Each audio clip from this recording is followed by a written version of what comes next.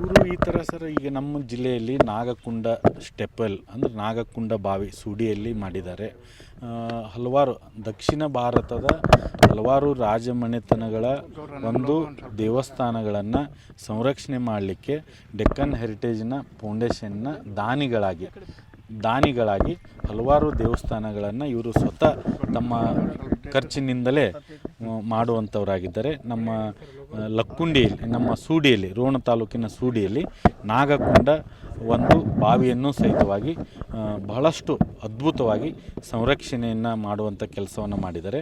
ಕೆಲವೇ ದಿನಗಳಲ್ಲಿ ಮಾನ್ಯ ಉಸ್ತುವಾರಿ ಸಚಿವರಾದಂಥ ಎಚ್.ಕೆ. ಪಾಟೀಲ್ ಸಾಹೇಬರು ಅದನ್ನು ಲೋಕಾರ್ಪಣೆಯನ್ನು ಮಾಡಲಿದ್ದಾರೆ.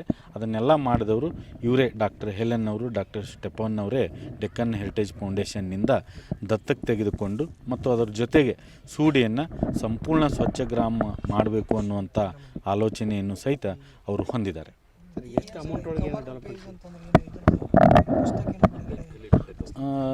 ಡೆಕ್ಕನ್ ಹೆರಿಟೇಜ್ ಫೌಂಡೇಶನ್ನಿಂದ ಆಂಗ್ಲ ಭಾಷೆಯಲ್ಲಿ ಮತ್ತು ಕನ್ನಡ ಭಾಷೆಯಲ್ಲಿ ಒಂದು 120-50 ಪುಟಗಳ ಒಂದು ಗೈಡ್ ಬುಕ್ಕನ್ನು ಸಹಿತವಾಗಿ ಬಹಳಷ್ಟು ಉತ್ಕೃಷ್ಟ ರೀತಿಯಲ್ಲಿ ತರುವಲ್ಲಿ ಈಗಾಗಲೇ ಕಾರ್ಯ ಆರಂಭ ಆಗಿದೆ.